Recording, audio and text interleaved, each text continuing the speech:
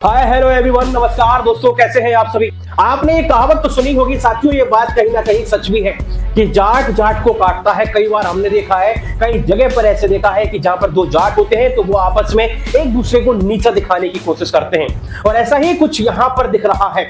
अभी कुछ दिन पहले ईसीएल के दौरान नीरज गोयल एक वीडियो जारी करते हैं और वहां पर वो एक बयान देते हैं और कहते हैं कि मेरा सारे इन्फ्लुएंसर को चैलेंज है, कोई मेरे से आके एक एक करके बॉक्सिंग करे।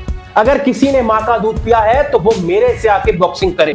अब इस तरीके का भड़काऊ बयान देते हैं नीरज गोयल, जहां साथियों बिल्कुल दिख रहा था कि ये जाट बुद्धि है और इसके अंदर जलापन दिख रहा है। जब यार तुम्हारे अंदर इतनी क्वालिटी है, जब तुम इतने योग्य हो, तो तुम्हें ऐसी बचकानी हरकतें करने की क्या जरूरत पड़ गई। जब तुम इंटरनेशनल के खिलाड़ी हो, जब तुम इंटरनेशनल लेवल के खिलाड़ी हो और तुम इन्फ्लुएंसर से ऐसे कह, भाई ये तो नहीं होता कि हर इन्फ्लुएंसर जो है वो बॉडी बिल्डर है, वो पहलवान है। तो कहीं ना कहीं यहाँ पर नीरज गोयल की बहुत नीचता दिखाई दे रही, और मैं उस व्यक्ति को इस जगह पर नीच ही बोलूंगा। और मैं यही कहना चाहूंगा, आप झाटू प्रकार के हैं, और मैं एक ही कहना चाहूंगा, झाटू अगर आपको लड़ना है तो आप किसी बराबरी से लड़ लिए।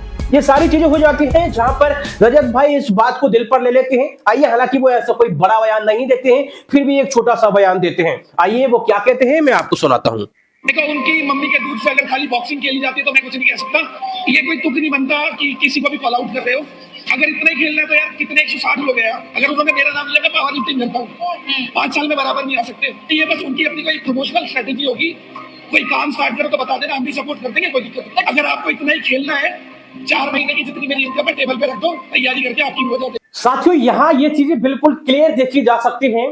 ये नीरज एक अहंकार में बात कर रहा है। नीरज ने जिस तरीके से बोला, अगर किसी ने माँ का दूध पिया है तो आओ मेरे से भिड़ो रही है। और अजय दलाल यहाँ यही कहते हैं कि ये कोई तरीका नहीं होता जिस तरीके से आप हर किसी को बोल रहे हो और इस तरीके से किसी को कॉल आउट कर रहे हो। तो कहीं ना कहीं ये चीजें गलत है। और अगर आप किसी बहन में जी रहे हो तो 4 महीने की जो मेरी कमाई है, इतनी कमाई टेबल पर रखना और आजा मेरे से भिड़ ले और 4 महीने का मुझे टाइम दे, तेरी फुटबॉल बना।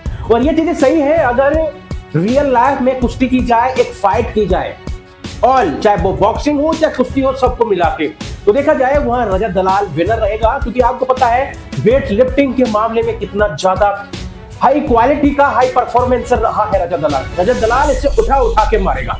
लेकिन चलिए, जो भी बातें हैं, लेकिन सबसे बड़ा सवाल ये पैदा हो रहा है कि आखिर नीरज चाह क्या रहा है। आखिर नीरज गोयल ऐसी नीच हरकत क्यों कर रहा है, ये बड़ा ही सोचनीय विषय बन जाता है। हालांकि उसका फेम पहले से ही है, लेकिन अभी देखा जाए जो दबदबा चल रहा है साथियों, वो सिर्फ ओनली यूट्यूबर्स का चल रहा है, इन्फ्लुएंसर का चल रहा है। और यही बात कहीं ना कहीं उसे अंदर कचूट रही थी, क्योंकि उसका जो था अभी डाउनफॉल स्टार्ट था। उसे लगा कि इस तरीके से मैं सबका विरोध करके लोगों का प्यार बटोरूंगा, लेकिन ऐसा कुछ नहीं हुआ। सिर्फ उसे नफरत मिली है। नफरत के सिवा उसे कुछ मिल भी नहीं सकता, क्योंकि जिस तरीके से उसने काम किया है, ये नीच हरकत बिल्कुल बर्दाश्त करने योग्य नहीं है। और रजत दलाल ने जिस तरीके से जवाब दिया है वो बहुत ही शानदार दिया है। और रजत को तो मैं सैल्यूट करता हूं यार। रजत ने जिस तरीके से अपने आप में एक बहुत बड़ा चेंज किया है बिग बॉस में जाने के बाद और वहां से आने के बाद, वाकई में ये लड़का हीरा बन गया है, इसमें कोई शक नहीं है साथियों। आपका क्या ख्याल है जिस तरीके से नीरज गोयल ने ये गिरी हुई हरकत करी है और रजत ने जो जवाब दिया है, क्या कहना चाहेंगे आप?